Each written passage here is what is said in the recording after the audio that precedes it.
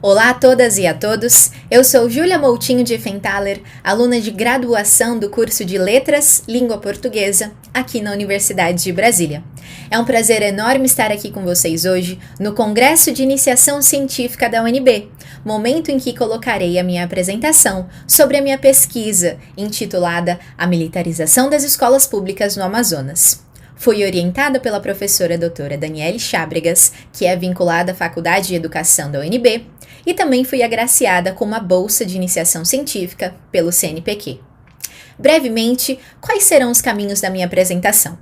Em um primeiro momento, apresentarei as considerações iniciais. Em seguida, falarei um pouco sobre o arcabouço teórico, sobre os procedimentos de pesquisa, depois traçarei brevemente a análise e, por fim, falarei sobre algumas conclusões. Então, para que iniciemos, trago a vocês as considerações iniciais, momento em que consigo diferenciar o que é uma escola militarizada em si e o que é uma escola militar. Vale lembrar que as escolas militares são aquelas escolas vinculadas à Secretaria de Segurança Pública e, sobretudo, ao Ministério da Segurança, uma vez que elas são regidas apenas pelas Forças Armadas, geralmente pelo Exército. Por sua vez, uma escola militarizada passou por um processo de repasse da gestão administrativa, disciplinar, pedagógica, uma vez que essas escolas eram civis e públicas, vinculadas às secretarias distrital, estadual e municipal de educação. Portanto, o processo de militarização das escolas constitui-se como um repasse na gestão para as polícias militares, efetuando-se, portanto, uma gestão compartilhada entre Secretaria de Educação, Polícia Militar, Corpo de Bombeiro e Exército. No entanto, vale dizer que esse processo de militarização não é recente, mas ele data do final da década de 90, sobretudo a partir dos anos 2000. Hoje, a partir de 2019, contamos com o PECIM, Programa Nacional de Escolas Cívico-Militares, o qual inicialmente previu a militarização de 216 escolas civis de educação básica, pertencentes às redes públicas dos estados, dos municípios e do Distrito Federal até 2023. Tendo em vista essa diferenciação, passo para o meu arcabouço teórico. Trago aqui alguns dos documentos que foram ponto de referência para que eu fizesse as análises no meu PIBIC. Em primeiro lugar, listo o artigo 6º da Constituição Federal, o qual coloca a educação como o primeiro direito social a ser assegurado.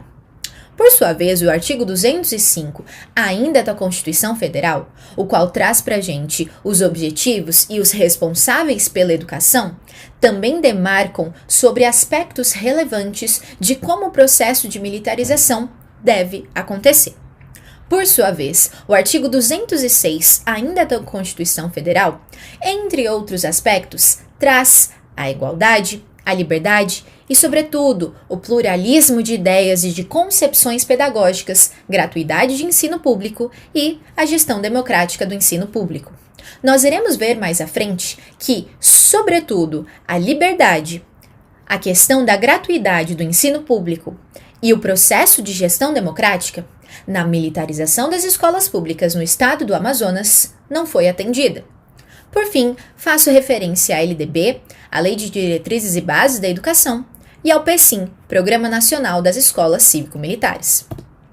Sobre a minha metodologia, pensando que fizemos uma pesquisa em nível de pandemia, isto é, não conseguimos ir a campo, não conseguimos visitar uma escola, preferimos, portanto, adotar uma metodologia que consta como uma revisão bibliográfica e documental.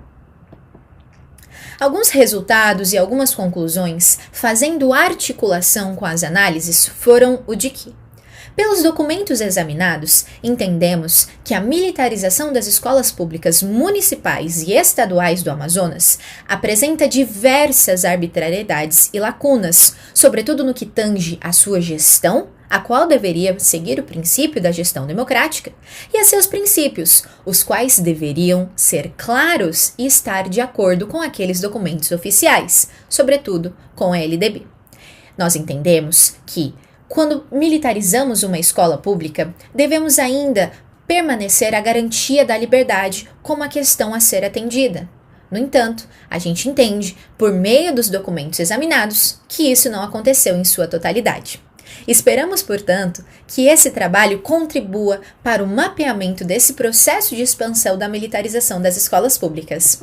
Por fim, ainda que tenha feito de maneira breve a minha explanação, eu agradeço a todas e a todas que chegaram até aqui. Um grande abraço!